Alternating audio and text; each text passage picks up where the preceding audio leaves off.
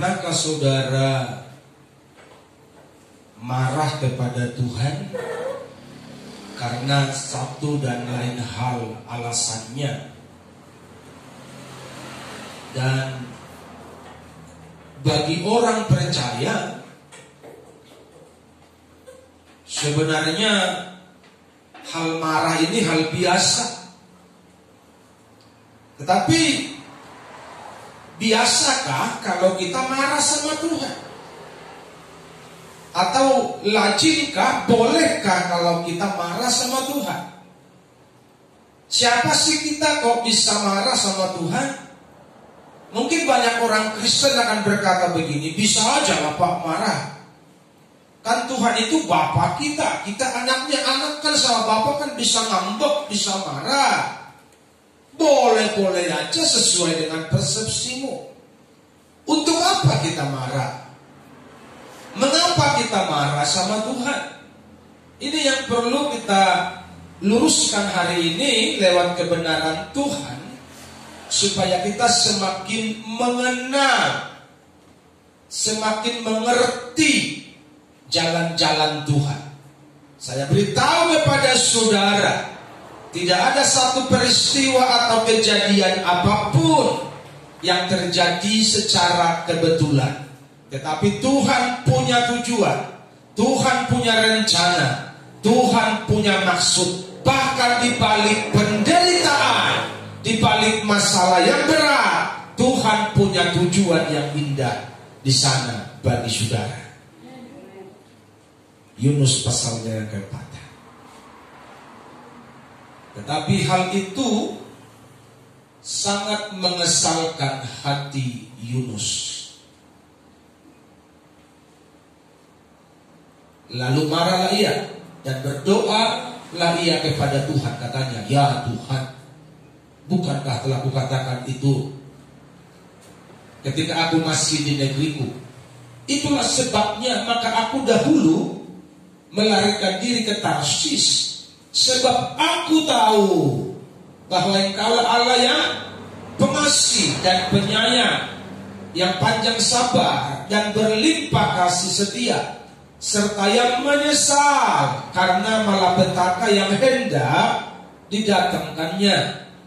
Jadi sekarang ya Tuhan, cabutlah kiranya nyawaku, karena lebih baik aku mati daripada hidup. Tetapi firman Tuhan, layakkah engkau marah? Yunus telah keluar meninggalkan kota itu dan tinggal di sebelah timurnya. Ia mendirikan di situ sebuah pondok dan ia duduk di bawah naungannya, menantikan apa yang akan terjadi atas kota itu. Lalu atas penentuan Tuhan Allah, tumbuhlah sebatang pohon jarak melampaui kepala Yunus untuk menaunginya, agar ia terhindar daripada kekesalan hatinya. Yunus sangat bersukacita karena pohon jarak itu. Tetapi keesokan harinya ketika fajar menyingsing atas penentuan Allah, datanglah seekor ular yang menggerek pohon jarak itu sehingga layu. Segera sudah matahari terbit, maka atas penentuan Allah bertiuplah angin timur yang panas terik, sehingga sinar matahari menyakiti kepala Yunus. Atas penentuan Allah itu, lalu rebalah ia lesu dan berharap supaya mati. Katanya, lebih baiklah aku mati daripada hidup. Tetapi berfirman Allah kepada Yunus, layakkah engkau marah karena pohon jarak itu? Jawabnya, selayaknya lah aku marah sampai mati. 11. Lalu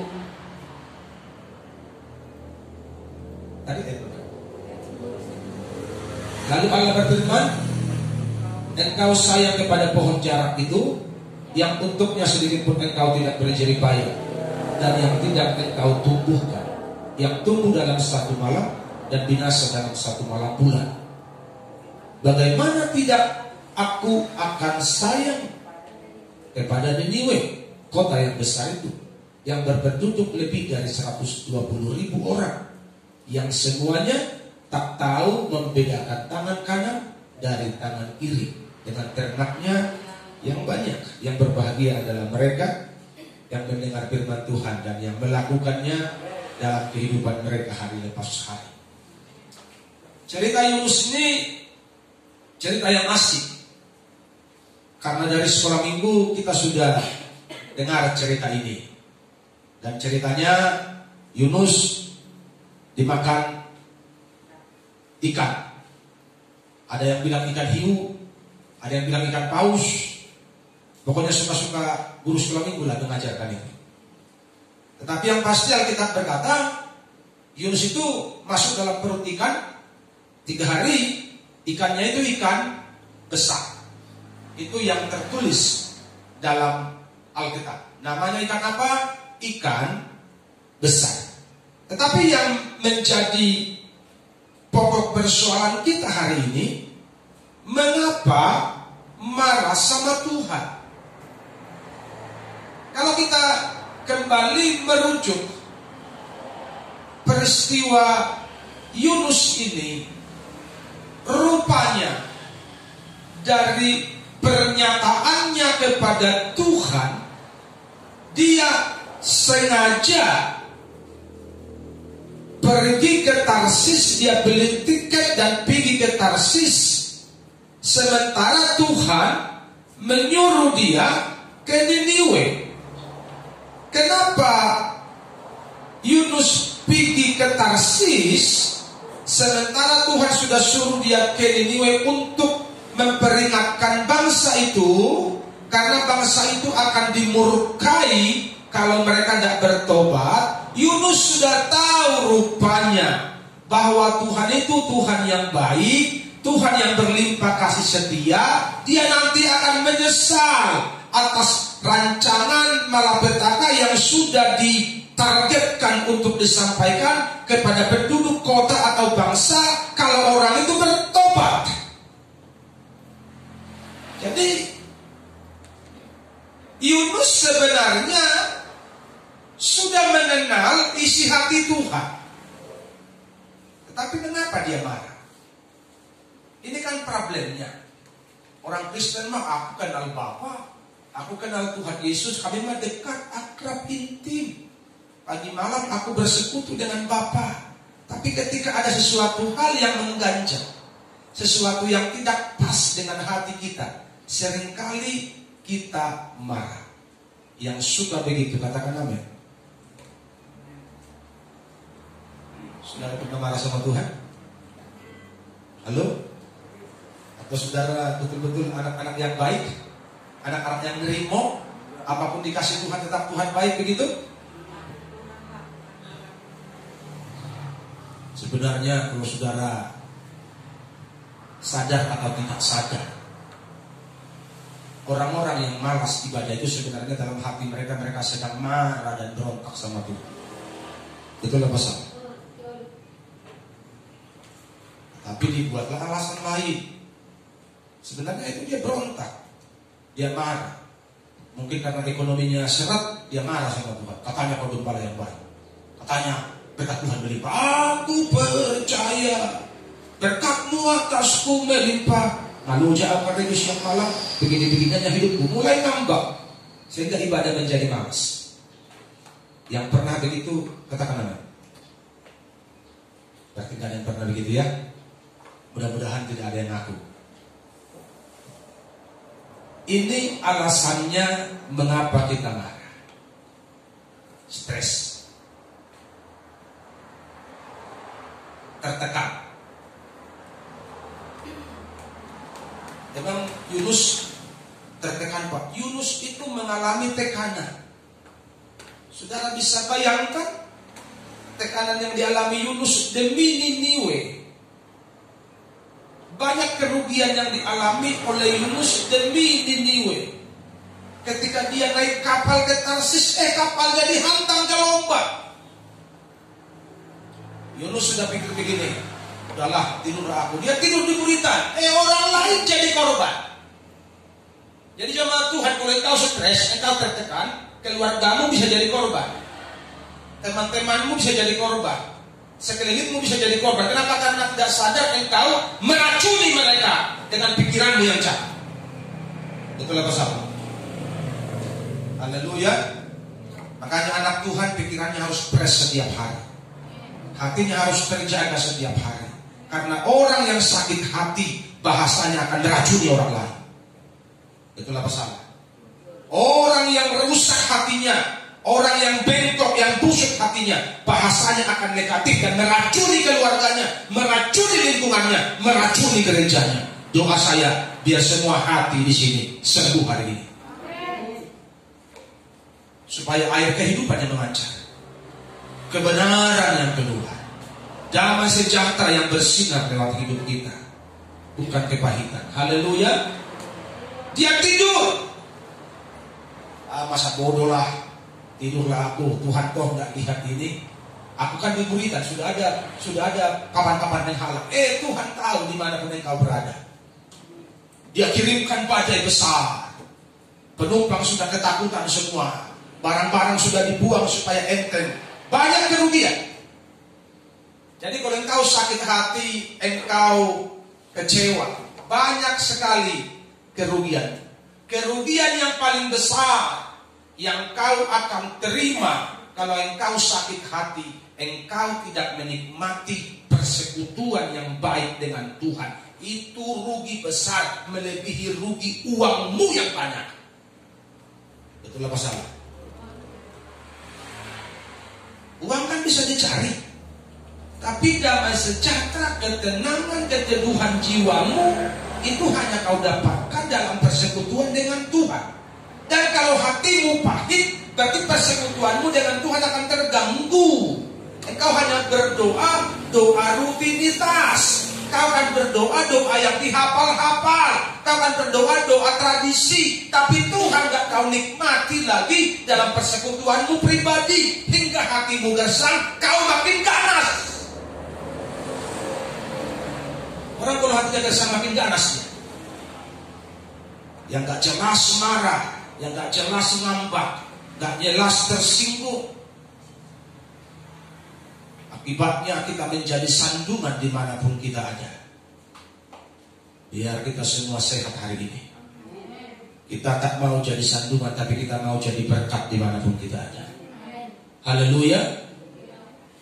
Jadi berbagai alasan dibuat oleh manusia untuk marah sama Tuhan, seperti yang dialami oleh Yunus ini. Ketika nakoda membangunkan dia, bangun dulu. Yang lain sudah mau mati, enak orok-orok di sini. Doa kau. Sementara doa mendengar Tuhan, yang lain berdoa, Tuhan yang dengar. Badai makin besar. Naiklah Yunus ke atas, berkumpul dengan mereka. Udahlah, kita undilah. Gara-gara siapa yang di badai kau panen? Diundi kena Yunus. Sehingga mereka bertanya, siapa yang kau? Kenapa kau buat masalah sama kami? Yunus bilang begini, saya pendeta, saya nabi Tuhan yang diutus. Ya, orang makin takut dibilang dia pendeta dan nabi Tuhan, makin takut semua orang.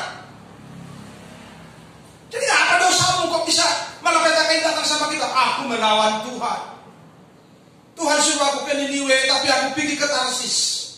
Jadi apa yang perlu, yang harus membuat sama kamu? Lemparkan aku ke laut ini supaya laut ini teduh.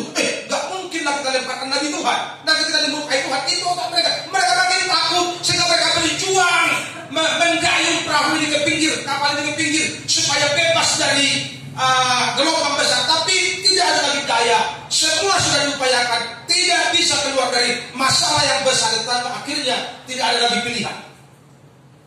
Tidak ada lagi pilihan. Terpaksalah. Harusnya kan Yunus ini lompat sendiri lah, jangan lagi dilemparkan gitu loh. Supaya melemparkan ini kan gak terasa bersalah. Udah melompat dah, pak gitu kan. Lemparkanlah dia. Badai gelombang reda. Datang ikan besar, cakep. Masuk perut ikan 3 hari. Di perut ikan Yunus berdoa, Tuhan, memang daftar jua. Apa nih bahasa Indonesia daftar jua? Tak terelakkan kalau Tuhan sudah panggil. Tak terelakkan kalau Tuhan sudah suruh. Akibatnya begini nih. Di mana ada ceritanya orang masuk perut ikan bisa ngomong, bisa doa? Pernah saudara Saudara baca bukunya, kecuali mungkin buku dongeng gitu kan? Di mana ada ceritanya? Orang kalau udah ditangdir, dicaplok ya mati kan begitu? Mati. Itulah tandanya bahwa tidak ada yang kebetulan. Amin. Haleluya, tidak ada yang kebetulan. Tetapi tentu ini menjadi sebuah beban berat buat Yunus. Dia berdoa, setelah dia berdoa, Tuhan aku mau nurut dah. Tiba-tiba dimuntahkan, blok di pinggir. Dimuntahkan.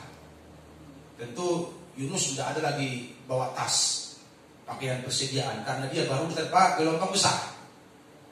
Pakaiannya sudah bau tai ikan semua itu kan. Itu problem. Masalah buat dia. Makanya Yunus itu minta mati. Kenapa minta mati? Jadi begini, gara-gara Niniwe gua rugi. Makanya saudara bisa bayangkan begitu Yunus sampaikan firman, lu tobat deh, lu tobat. Kalau lu gak tobat 40 hari lagi akan datang murka Tuhan atas kota ini. Ternyata mereka bertobat semua, bukan cuma masyarakatnya, pemerintahnya, rajanya bertobat, binatangnya pun ikut bertobat, disuruh puasa 3 hari 3 makan, 3 hari 3 malam tidak boleh makan. Manusia dan hewan, tolu wari, tolu borgin, mereka berpuasa. Ajaib enggak? Orang kan harusnya yang puasa manusia aja. Ini hewan pun disuruh puasa. Saking mereka menyesal. Sementara Yunus pergi ke pinggiran, mungkin agak gunung-gunung lah itu. Dia berharap, tapi naik datanglah api belerang nih. Gua lihat dah, lu kena deh lu. Kan begitu mungkin otaknya. Di tanah nggak datang api. Makanya Yunus itu ngambek sama Tuhan. Makanya gua tahu kan lu baik. Dari dulu juga lu baik. Lu pasti nyesal deh atas malapetaka yang mau dirancangkan kepada bangsa itu. Jadi Yunus yang stres. Bukannya senang dia bangsa itu bertobat cinta Tuhan, tapi dia stres. Kenapa? Karena sudah ada tekanan, ada beban berat yang dialami dia selama perjalanan. Yunus maksudnya begini, kalau Tuhan selamatkan mereka, kenapa gua harus korban? Kira-kira begitu kan? Kenapa gua harus korban? Gua harus masuk perut ikan, kapal gua harus bermasalah, orang-orang harus bermasalah karena aku. Toh Tuhan tetap selamatkan mereka. Ya udah selamatin aja langsung. Kira-kira maksudnya Yunus simpel-simpel begitu. Tapi kan jalan Tuhan sama jalan kita kan beda. Amin. Haleluya. Pikiran Tuhan sama pikiran kita kan beda. Jadi jemaat Tuhan dengar, kalau hidupmu hari ini sepertinya dibuat ribet sama Tuhan, tandanya Tuhan sedang membawa engkau naik lebih tinggi. Haleluya. Kalau hidupmu sepertinya ribet dibuat Tuhan hari ini, sepertinya berliku-liku jalanmu dibuat Tuhan hari ini, padahal harusnya bisa lurus, tapi Tuhan buat hidupmu berliku-liku, tandanya Tuhan mau angkat engkau naik lebih tinggi level rohanimu. Ikuti aja kehendak Tuhan. Haleluya. Ikuti aja kehendak Tuhan. Jadi jangan izinkan tekanan itu menguasai hidupmu. Bermasalah kita nanti. Akan banyak orang yang rugi kita buat karena emosi, karakter kita tidak terkendali. Ketika sedang mengalami tekanan, biasanya emosi menjadi tidak stabil. Akan ada reaksi dari jiwa kita sebagai penolakan terhadap tekanan tersebut. Kita begini, kok ini amat sih Tuhan? Saudara pernah alami begitu? Begini kali ya Tuhan di sana. Mulai bereaksi jiwanya. Karena kalau udah gak tahan lagi ditekan terus, tertindih dengan beban berat. Firman Tuhan bilang, mari datang kepada Tuhan kamu yang berletih lesu. Sudah datangnya aku, beban emas berkali. Mulai ngambak. Yang pernah begitu katakan amin. Haleluya. Akan ada reaksi. Karena itu belajarlah mengendalikan dirimu. Karena salah satu buah Roh Kudus yang terakhir adalah penguasaan diri. Katakan amin. Salah satu buah Roh Kudus itu adalah penguasaan diri. Kuasai dirimu, kuasai emosimu, kuasai jiwamu, dan jadilah tenang. Supaya engkau bisa melihat Tuhan di dalam persoalan yang engkau sedang alami. Haleluya. Daud bilang, sekalipun aku berjalan dalam lembah kegelapan, aku tidak takut bahaya, sebab Engkau beserta. Kalau kita ngambek, kalau kita marah, kalau emosi kita nggak terkendali, kita akan bilang begini, ikut Tuhan tiap hari lewat lembah kelam, capek kali ya. Halo, begitu kalau orang yang emosinya, tabiatnya, karakternya nggak bisa dikendalikan. Ikut Tuhan tiap hari, jalan lewat lembah kelam, jalan susah, jalan penderitaan, jalan kematian, katanya Tuhan baik. Mulai berargumen dan ujung-ujungnya ngambek. Bagaimana ngambeknya Pak? Malas doa, mulai malas baca Alkitab, mulai ke gereja malas. Itu semua bagian dari ngambek sama Tuhan karena merasa tertekan. Tertekan kan kau hari ini? Haleluya. Kalau engkau tertekan hari ini, justru itu bagus. Sebenarnya karena tekanan yang Tuhan beri itu adalah cara supaya engkau semakin dekat sama Tuhan. Haleluya. Haleluya. Yunus, dia bisa ngobrol sama Tuhan. Sayangnya Yunus ngambek. Kan begitu. Harusnya ketika kita ngobrol sama Tuhan, Tuhan enak kali sih bicara sama Bapak. Jiwaku tenang walaupun masalahku banyak, hatiku bahagia walaupun persoalanku segunung, kan begitu. Tapi apa begini, aku pantas marah ke mati, marah deh. Itu kata Yunus. Kayak orang Batak aja sebelum sini kan, keras sekali apanya, hatinya, marah di sama Tuhan. Seperti apa reaksimu ketika sedang mengalami tekanan? Itu akan membuktikan kualitas rohani. Seperti khotbah saya minggu kemarin, aslimu kan terlihat. Ketika ada tekanan, ada masalah berat, aslimu akan nampak di situ. Ini juga sama.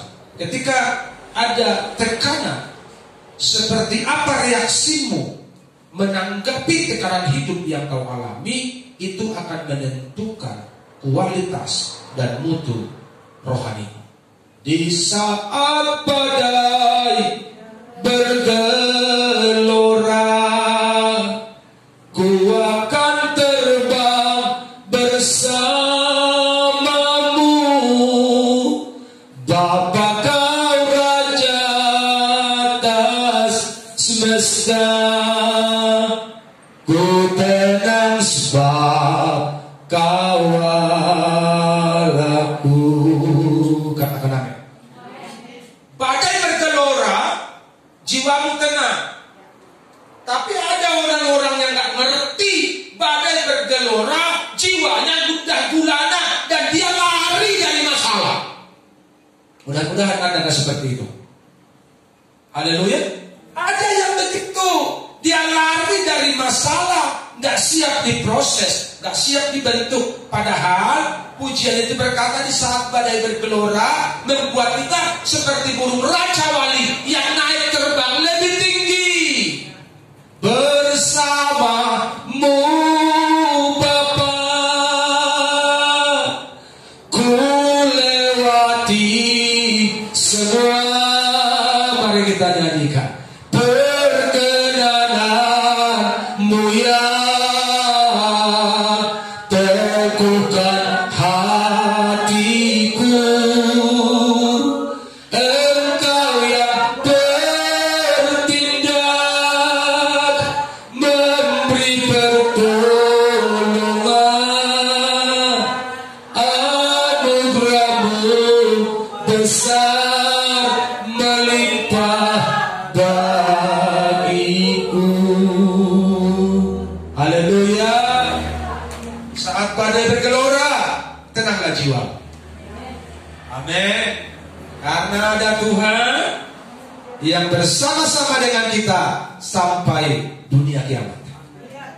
Luar biasa itu kan? Yang kedua, tidak seperti yang diinginkan. Situasinya, keadaannya, pendapatannya tidak seperti yang diinginkan. Lalu atas penentuan Tuhan, Allah tumbuhlah sebatang pohon jara melampaui kepala Yunus untuk menaunginya, agar ia terhibur daripada kekesalan hatinya.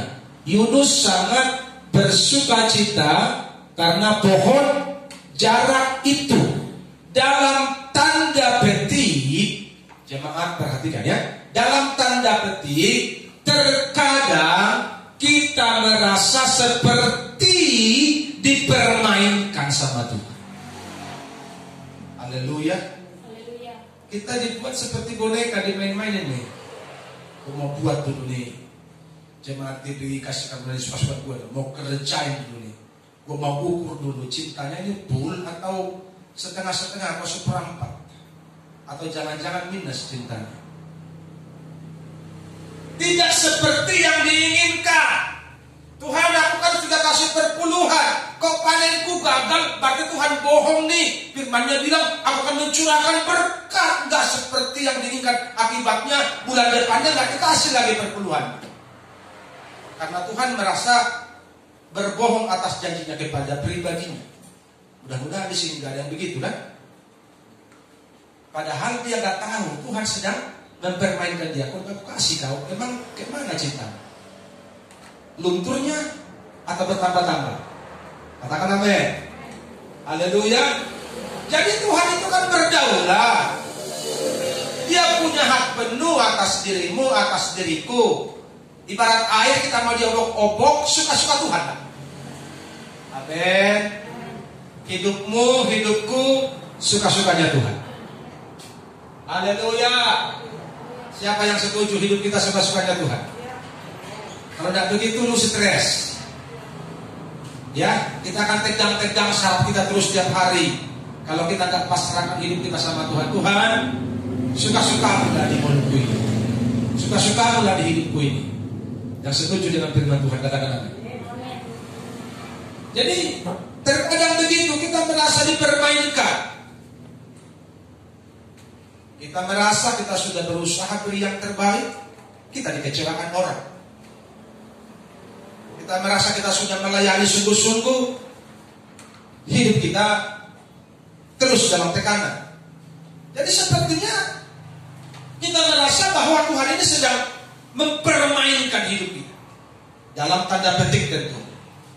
Tapi dengarlah baik-baik. Bapak kita aja pun, waktu kita masih kecil, kita pun sering diajak main-main. Betul apa salah?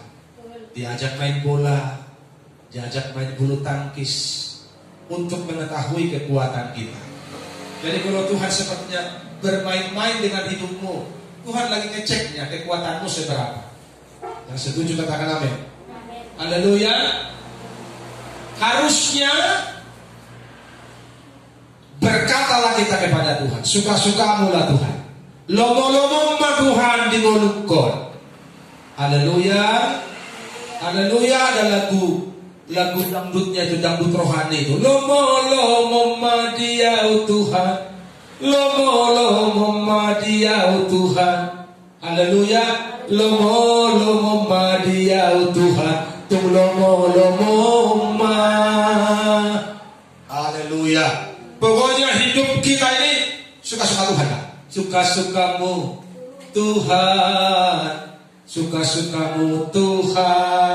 Jadi kalau orang marah, kalau orang ngambek sama Tuhan, tandanya hidupnya belum suka-suka Tuhan, tapi masih suka-sukaku, suka-sukamu. Saudara mengerti? Haleluya. Itulah alasannya kenapa Yunus marah. Kalau Yunus sadar dia nabi, dia hamba yang Tuhan berdaulat atas hidupnya, kemanapun dia disuruh, dia hanya bilang begini, hamba siap, jadilah kehendak Tuhan. Kan itu perlu hamba. Kalau engkau ngambek, itu artinya engkau masih penguasa atas dirimu. Tapi kalau Tuhan penguasa atas dirimu, engkau akan bilang begini, Bapa, bukan kehendakku yang jadi, tapi kehendakmu lah yang jadi. Dan orang yang seperti ini pasti senang, tinggal di rumah Tuhan. Satu hal telah ku minta kepada Tuhan, itulah yang ku ingini, diam di rumah Tuhan seumur hidupku, menyaksikan kemurahan Tuhan. Katakan amin. Jadi kalau kita berkata bukan kehendakmu yang jadi, tapi kehendakmu Tuhan yang jadi, tapi doa kita Senin Kamis, kan gak matching antara perkataan dengan buahnya. Itulah masalah. Sementara pohon itu dikenal dari mana? Pohon dikenal dari buahnya. Makanya banyak orang percaya hidup bersandiwara karena begitu. Tuhan, aku cinta padamu Tuhan. Berapa kali kau seminggu baca Alkitab tanda kau cinta Tuhan? Yang tiap hari baca katakan. Jadi sandiwaramu itu masih bermain sampai hari ini. Haleluya.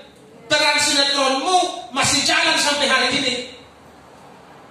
Membuktikan saya salah satu bukti saya cinta Tuhan, tak pernah saya berhenti baca Alkitab setiap hari. Tak pernah berhenti. Tidak boleh absen satu hari pun baca Alkitab. Itu kalau saya untuk membuktikan bahwa aku cinta Tuhan, aku mau baca dan renungkan firman Tuhan setiap hari. Tak cuma nyanyi mudah, ciptakan lagu bisa, tapi prakteknya seperti apa? Haleluya. Jemaat Tuhan, mau semakin baik, mau semakin rohani, lakukan firman, bukan teori di bibir yang Tuhan mau, tapi praktek hidupmu yang Tuhan minta. Amin. Setiap pagi sebelum melakukan aktivitas, saat teduh dengan Tuhan, renungkan firman, itu bukti bahwa kita mengasihi Tuhan. Padahal itu baru sedikit, belum lagi nanti yang lain, tingkatan yang lebih tinggi yang Tuhan minta. Bahkan Tuhan akan minta hidupmu untuk Tuhan sebagai bukti cintamu kepada Tuhan. Kalau Tuhan minta Ishak kepada Abraham untuk membuktikan cintanya, bisa nanti seperti itu Tuhan beri buat kita untuk membuktikan kita cinta enggak sungguh-sungguh sama Tuhan. Itulah masalah. Jadi berubah. Orang yang cinta Tuhan itu enggak cukup ibadah setiap satu kali satu minggu. Itu pun kalau rajin. Tapi praktek kehidupan setiap hari inilah yang menentukan. Kalau tidak akan banyak orang Kristen yang ngambek, yang marah sama Tuhan karena Tuhan bersengaja, saya ulangi, Tuhan bersengaja mengizinkan engkau bermasalah. Dengan cara itulah Tuhan mau tarik engkau untuk dekat. Tapi kalau engkau tidak ngerti, engkau akan marah dan ngambek dan jauh dari Tuhan. Haleluya. Gimana cara Tuhan menarik kita? Pikirin masalah. Itulah masalah. Gimana cara Tuhan membawa kita dari masalah? Pikirin persoalan. Haleluya. Jadi jangan pikir begini, aku maunya dekat sama Tuhan tapi jangan lewat masalah. Enak-enak lah hidupku. Tiap bulan ganti mobil, kan enak. Sebagai bukti cinta Tuhan sama kita. Tuhan yang kau baik, kan enak ngomongnya. Kalau tiap tahun ganti mobil gitu. Tuhan bilang kan enak di lu, gak enak di gua. Kata Tuhan begitu. Haleluya. Engkau punya kehendak, Tuhan punya kehendak. Yang jadi kehendak siapa? Biar merata dulu semua. Saya ulangi. Engkau punya kehendak, Tuhan punya kehendak. Yang akan terjadi kehendak siapa? Kehendak Tuhan. Kehendak Tuhan. Makanya jangan cubul, jangan keras kepala, jangan bandel, jangan melawan. Mending nurut, karena hanya kehendak Tuhan yang jadi. Kalau engkau ikuti kehendakmu, engkau akan hancur, mati dalam dosa, masuk neraka. Kan betul begitu. Kalau kita mau hidup dalam kemenangan dan masuk surga, kita harus ikuti kehendak Tuhan. Ku mau mengikuti kehendak-Mu, ya Bapa. Ku mau selalu menyenangkan hati-Mu. Yes. Haleluya. Ayat 9. Layakkah kau marah karena pohon jarak itu? Jawabnya, selayaknya lah. Aku marah sampai mati. Bayangkan, untuk berkat kecil hanya daun pohon jarak, dia rela berdebat. Jadi bilang, mending aku mati sampai mati aku marah-marah. Orang percaya cuma sering begini, demi ego rela tidak ke gereja. Aku disinggung terus, disinggung Pak. Tidak mau naik ke gereja. Lo nggak tahu lo disinggung karena Tuhan sayang. Cuma Ibu Kepala yang bilang kami. Saya ulangi ya. You disinggung firman Tuhan karena Tuhan sayang. Tapi orang yang nggak ngerti, yang hanya dikuasai oleh egonya dan begini, tersinggung terus saya di situ Pak, pindah gereja lah aku. Carilah gereja yang pendetamu tidak pernah menyinggung, yang hanya butuh iuran bulananmu, iuran tahunanmu dan persembahanmu. Ke gereja situ lah kau, biar masuk neraka kau. Betul kan begitu Bung Joel?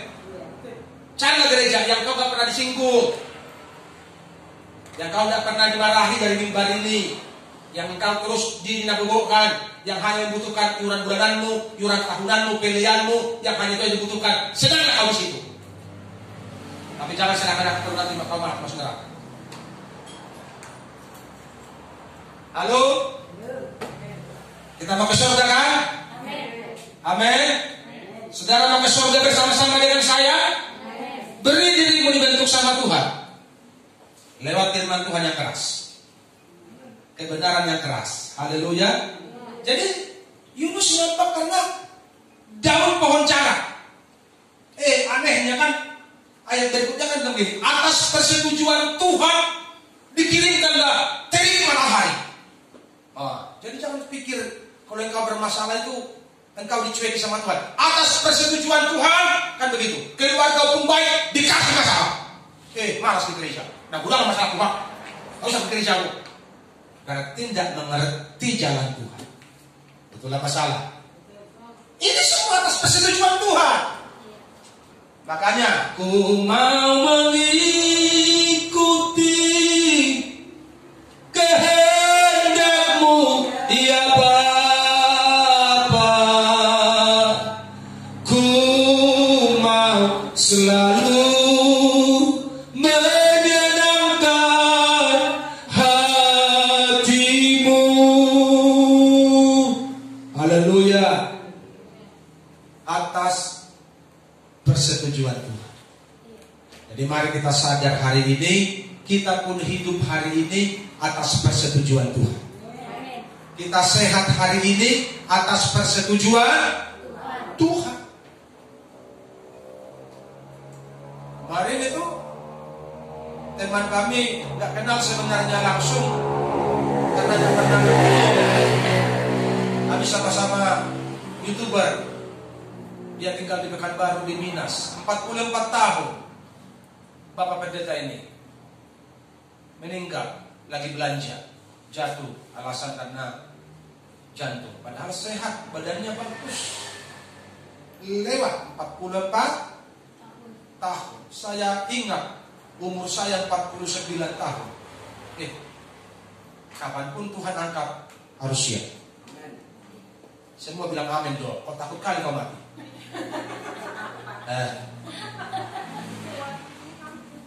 Kapanpun Tuhan panggil harus siap. Belum merata. Kapanpun Tuhan panggil harus siap. Makanya baik-baik bertuhan, supaya jangan takut ada kematian. Haleluya. Baik-baik bertuhan, karena kematian itu adalah cara kita berjumpa dengan Tuhan. Amin. Haleluya. Tuhan punya alasan dan tujuan dalam setiap kejadian. Jadi kalau ada terjadi, itu ada alasan Tuhan, ada tujuan Tuhan lewat persoalan, masalah, kepahitan yang sedang kita alami. Karena itu ketika kau bermasalah, nikmatilah, bersyukurlah, karena Tuhan punya alasan dan punya tujuan atas kasus yang Tuhan izinkan kita alami. Yang pasti Tuhan turut bekerja di dalam segala sesuatu untuk mendatangkan kebaikan bagi engkau yang terpanggil, yang mengasihi Tuhan Yesus. Amin.